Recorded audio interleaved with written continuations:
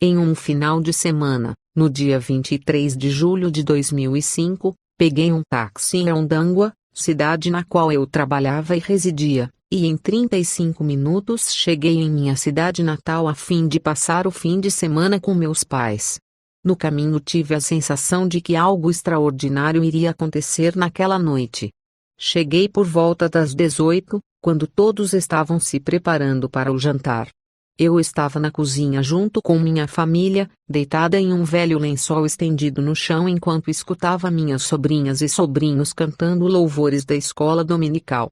Subitamente senti uma grande unção descendo sobre mim, senti muita fraqueza em meu corpo e então me dei conta de que estava debaixo do poder de Deus.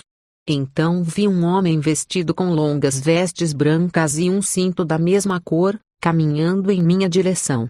Havia uma luz muito brilhante à sua volta, como se ele mesmo a irradiasse. Ele usava sandálias marrons, e o feitio de seu rosto assemelhava-se ao das pessoas do Oriente Médio, com uma bela pele bronzeada. Sua face era amável e tão gloriosa que eu não conseguia olhar direto em seus olhos. Quando ele falava, sua voz era doce, suave e amorosa, apesar de falar com autoridade, ondas de amor emanavam de seu ser. Ele estendeu-me sua mão e puxou-me de onde eu me encontrava deitava.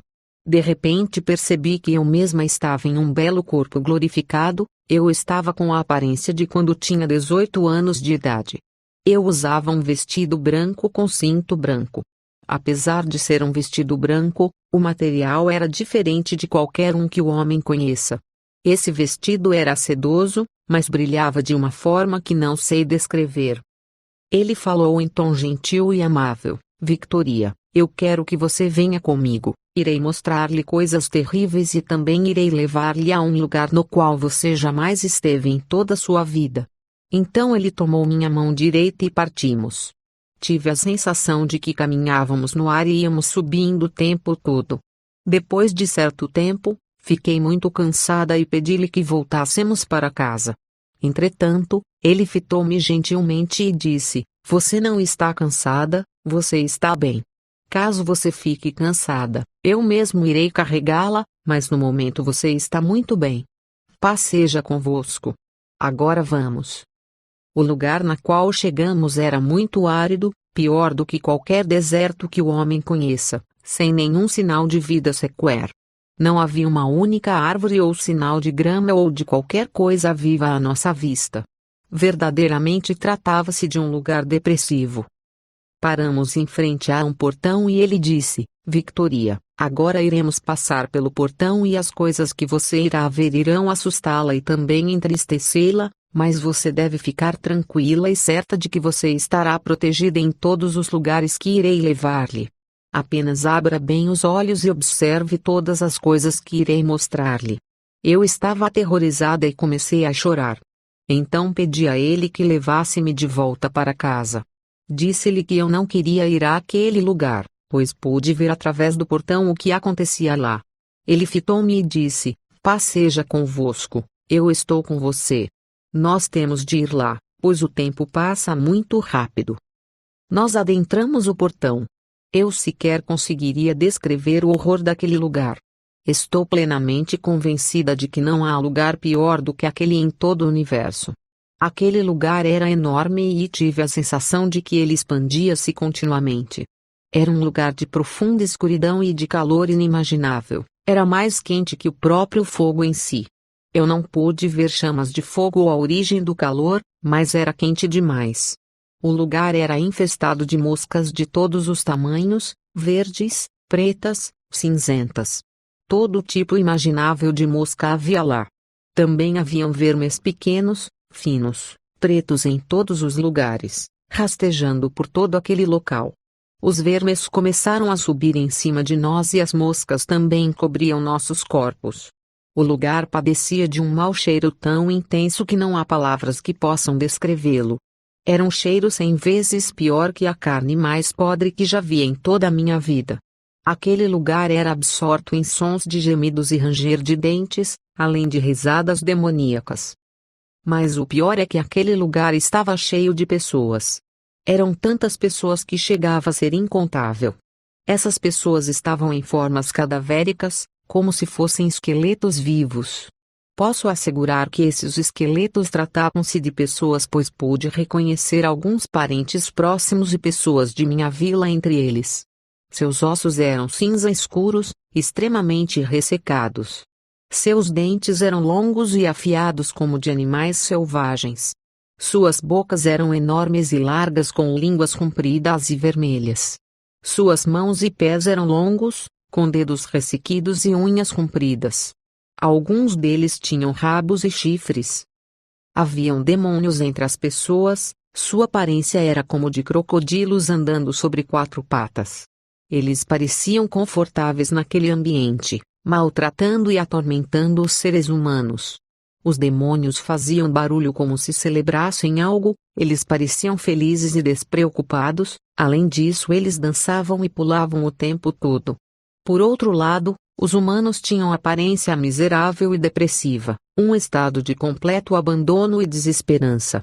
O barulho que os humanos produziam era causado pela dor, eles choravam, gritavam, rangiam os dentes em uma desesperada situação de dor e agonia inimagináveis. A quantidade de pessoas naquele lugar era inumerável, mas pude ver claramente que a grande maioria era de mulheres. Eles estavam divididos em vários grupos diferentes. Apesar de divididos em grupos, não era possível estimar o número de pessoas em cada grupo separado, pois os grupos eram enormes. Então ele me levou a um desses grupos na parte leste. Ele me fitou e disse: Victoria, este é o grupo das pessoas que se recusaram a perdoar outras pessoas. Eu lhe disse várias vezes e de maneiras diferentes que elas deveriam perdoar, mas rejeitaram-me. Eu lhes perdoei por todos os seus pecados, mas elas se recusaram a perdoar outras pessoas. Seu tempo já passou e agora elas se encontram aqui.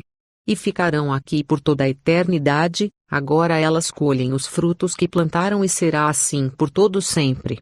Porém, é doloroso vê-las neste lugar terrível e nesta situação eterna, pois eu as amo. Fui então levada a outro grupo no qual, explicou-me o Senhor, estavam reunidas as pessoas que possuíam dívidas de todo tipo. Haviam 3 categorias diferentes dentro deste grupo. Na primeira estavam as pessoas que pertenciam a outras, na verdade, eram devedoras que tinham condições de pagar suas dívidas, mas preferiram ficar adiando o pagamento toda a vida. São pessoas que diziam que iriam pagar as dívidas amanhã, na semana que vem, no ano que vem, até que o tempo passou e agora elas estão neste lugar de tormento. É aqui que elas irão passar a eternidade, agora elas colhem os frutos que plantaram em vida. A segunda categoria abrigava pessoas que possuíam dívidas, tinham condições e disposição de pagar por elas, porém tinham medo das consequências, visto que, caso elas falassem a verdade, poderiam sofrer rejeição ou ir à cadeia, ou talvez seus atos seriam conhecidos por todos e assim poderiam sofrer algum tipo de humilhação. O Senhor me disse: nenhum deles veio a mim pedindo uma direção. Caso elas tivessem pedido, eu teria lhes mostrado uma saída. Mas elas preferiram usar suas próprias sabedoria e razão, o que foi totalmente inútil. O seu tempo passou e agora elas estão neste lugar onde passarão a eternidade. Elas estão colhendo os frutos que plantaram.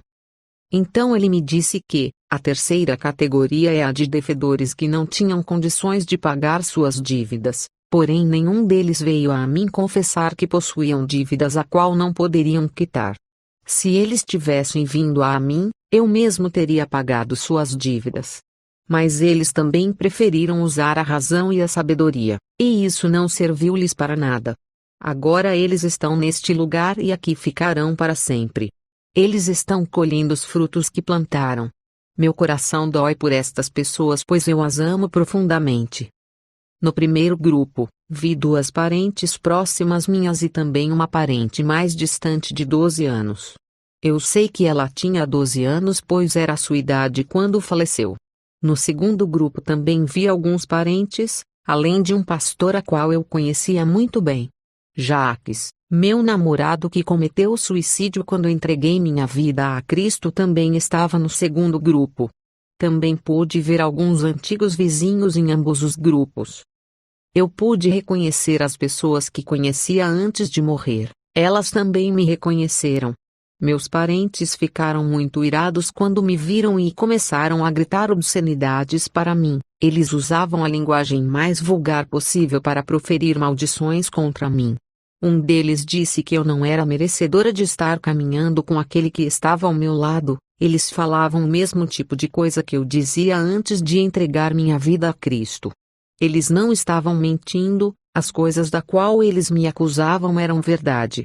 Jacques disse que eu havia pertencido a ele, por isso eu também deveria estar ali já que cometi o mesmo pecado que ele. O pastor a princípio pareceu contente ao me ver e disse que eu havia feito a escolha certa indo lá, porém sua atitude mudou completamente quando ele viu a pessoa que me acompanhava e começou a gritar obscenidades e a blasfemar. O Senhor me disse para ignorá-los pois eles não sabiam o que estavam fazendo. Eu estava petrificada e extremamente triste, meu corpo tremia e não tinha forças para permanecer em pé. Eu chorava descontroladamente. O Senhor se voltou para mim, abraçou-me e falou: "Paz seja contigo, Victoria." Então recobrei minhas forças e senti muita segurança em seu abraço. Ele olhou para mim e disse: "Victoria, eu já te mostrei. Agora você tem de escolher a qual dos grupos você quer ir, a escolha está em suas mãos. Você deve contar às pessoas tudo aquilo que você viu e presenciou sem adicionar e nem omitir nada." Lembro que partimos juntos daquele lugar de horrores, mas não sei dizer em que ponto nos separamos. Ao abrir meus olhos, percebi que tinha voltado ao meu corpo físico e estava deitada numa cama do Hospital Osakati. Eu estava tomando soro na veia e então pude ver minha mãe e outros vizinhos no outro canto do quarto, fitando-me assustados. Percebi pela fisionomia de minha mãe que ela havia chorado bastante.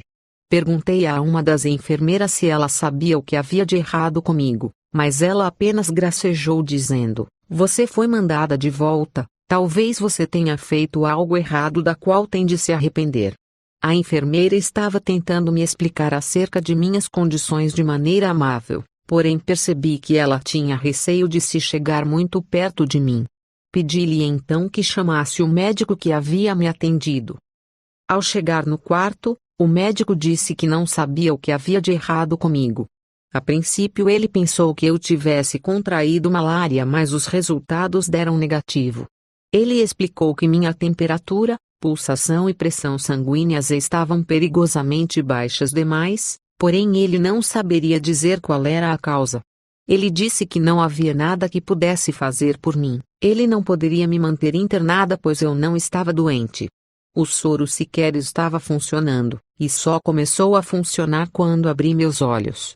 Ele recomendou à enfermeira que aplicasse outra dose de soro para que eu tivesse forças para voltar para casa, já que a primeira dose havia acabado. Fiquei aterrorizada com as coisas que vi naquele lugar, de forma que não conseguia parar de chorar. O odor fétido daquele lugar continuava tão real como quando estive lá. As cenas daquele lugar apareciam em minha mente o tempo todo. Eu não conseguia dormir e sentia dores pelo corpo todo. Sentia como se meus membros tivessem sido arrancados e recolocados no lugar. Eu estava péssima. Também padeci de diarreia e de uma dor de cabeça lancinante durante a semana inteira. Eu estava convencida de que não deveria contar a ninguém acerca dessa experiência, pois afinal, quem iria acreditar?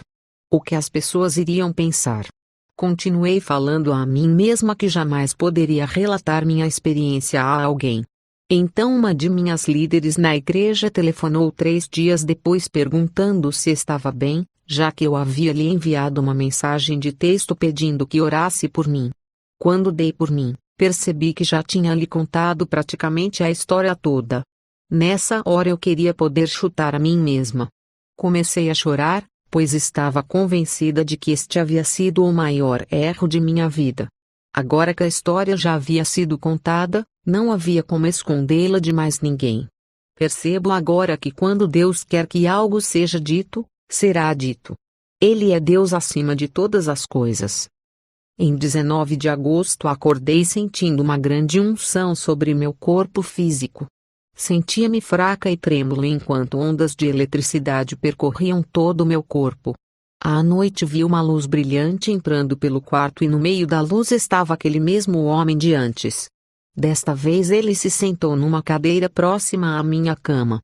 Eu não tinha ideia de onde veio aquela cadeira, mas ela apareceu assim que ele se mostrou disposto a se sentar.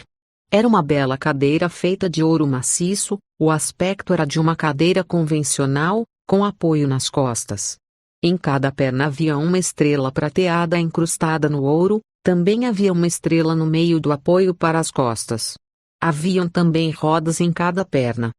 Após saudar-me, ele me fitou e disse que sabia que eu tinha muitas dúvidas acerca de sua identidade, por isso ele veio se revelar a mim e me explicar algumas das coisas que experienciei. Ele disse: "Eu sou Jesus Cristo, seu Salvador.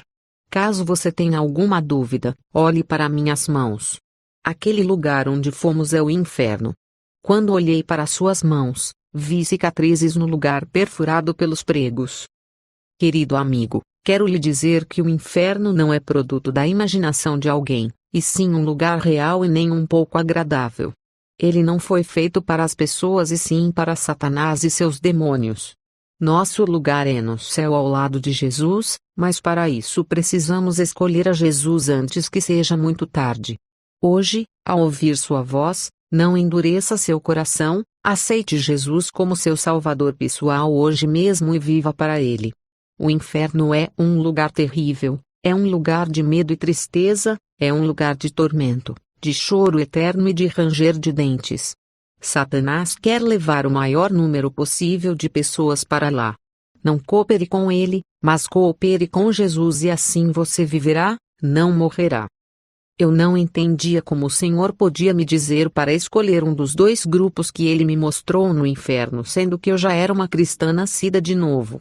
Aceitei-o em minha vida e mesmo assim ele ainda me dizia para decidir se eu queria ou não ir para o inferno. Eu não conseguia compreender. Então comecei a orar e pedi a Deus que me desse a revelação daquilo que ele queria dizer e daquilo que ele queria que eu fizesse. O Senhor me revelou então que eu ainda possuía ressentimento e não liberava perdão a uma de minhas irmãs e a uma de minhas primas. Pedi ao Senhor que me perdoasse por minha falta de perdão. Depois pedi perdão à minha irmã por ter guardado rancor e amargura em relação a ela. Além disso, ele me instruiu a pedir perdão à minha prima também. O Senhor também atentou ao fato de que eu havia conseguido meu emprego de professora usando um diploma falso, e ele considera isso uma forma de roubo e dívida. Eu estava determinada a fazer o que é certo e pedi ao Senhor que me ajudasse a solucionar esse problema e que me mostrasse o que eu deveria fazer, pois trata-se de um crime grave que poderia me colocar atrás das grades. Ele me instruiu a ir ao departamento de educação a fim de confessar o que havia feito. Eu estava pronta a ir para a cadeia, o que era inevitável. No entanto, tive a oportunidade de provar da misericórdia do Senhor de forma tremenda. Os oficiais do departamento de educação me disseram que eu deveria escolher uma das opções, pagar todos os salários que recebi do governo ou não pagar. Eles prometeram não levar o caso à imprensa pois ficaram admirados com minha confissão.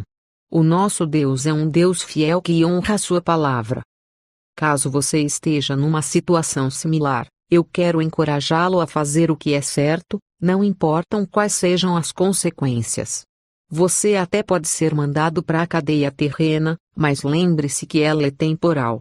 Não há dor ou vergonha comparáveis a uma eternidade afastada de Deus. O inferno não é um bom lugar para se estar, é melhor permitir que Deus julgue você agora mesmo antes que seja tarde demais. Não precisamos temer o julgamento de Deus enquanto estivermos no tempo da graça, temos de permitir que Ele exponha tudo o que há de errado em nossas vidas enquanto ainda temos tempo de nos consertar com Ele,